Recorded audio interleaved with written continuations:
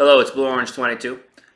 So today I want to talk about something that you see come up sometimes on social media. Um, you'll see an article about it. You'll hear about it happening to somebody, and that is when men go to jail for child support, failing to pay child support. It's something that you do kind of see fairly often. People talk about it. It's like a known thing that happens, but a lot of people don't really stop to think about what that actually means or like if that really makes sense. Because when you think about it, it's kind of really messed up to send people to jail because they can't afford to pay their debts.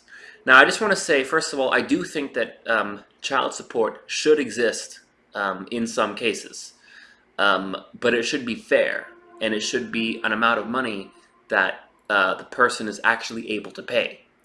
And when I say the person, 90% of the time, that means the man. Because the vast majority of cases of child support, it's the man who is paying it. Now, a lot of times, um, child support payments can get completely crazy and almost impossible for a guy to pay, especially when a guy is coming off a divorce.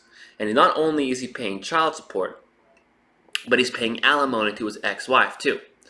I've heard stories like guys who, let's say, they're earning like 3,000 a month, and they gotta spend like 1,500, like half their money to child support and alimony. So after they pay rent and after they pay all their bills, they can only afford like one meal a day. They can't even eat every day because they literally don't have enough money. And it's very easy to lose your job and then find yourself in a situation where you literally cannot afford to pay your child support without starving. I mean, you got to choose between eating food or paying your child support. I put some articles down in the description below. Take a look because this actually does happen. Men find themselves in jail for failure to pay child support, not because they chose not to, not because they were trying to avoid it, but because they literally couldn't afford it. Now, I understand if a guy can afford child support, but he's like trying to get away with not doing it. Okay, that's one thing. But if a guy's in a situation where he loses his job, or he barely makes enough money to eat and to afford food and pay his bills, or his medical bills, or his rent, and now he's going to jail, how does that make any sense? Because not only is it just totally not fair to make someone go to jail if they literally can't afford it because they can't even afford food barely, but at the same time, if he's in jail, how is he supposed to get a job? How is he going to be earning money to fix the problem in the future? If he keeps going to jail, he can't work. He can't get a job. It's a cycle that goes on and on and on. And in fact, you're going to see that's what the first article in the description is basically talking about, this cycle of men who go to jail because they can't pay child support. While they're in jail, their child support debts keep adding up.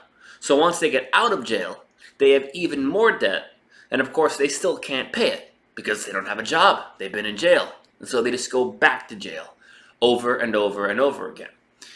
It's actually very scary to think about. Imagine getting stuck in that cycle and basically spending 18 years in jail, like in and out of jail, because you can't afford your child support. All that has to happen is for your company to have layoffs and you get fired. All of a sudden, you're not earning any money anymore. You can't afford your child support, or you can afford your child support, but then you can't eat. You can't pay rent. You can't even live. It's totally crazy. And it's something MRAs talk about because when you think about it, there's a lot that doesn't really make sense there. And sometimes people will criticize MRAs. They say, oh, we're saying that, men shouldn't support their children. No, that's not what we're saying at all. We're just saying it's got to be done in a way that actually makes sense. Like if someone loses their job, you know, don't send them to jail because they can't pay it. That just doesn't make any sense. You know what I mean? Do it in a way that's at least fair, at least a way that makes sense. Sending guys to jail, for not paying a debt, it doesn't help anything. In fact, it just makes it worse, because not only does it cost money for the state and for the taxpayers, but that man who's now sitting in jail, he can't be out getting a job. Especially now when he gets out of jail, he may have lost his license, and now he has a criminal record, so it's even harder to get a job. So now it's even harder for him to pay that child support. It's totally crazy. I mean, read those articles.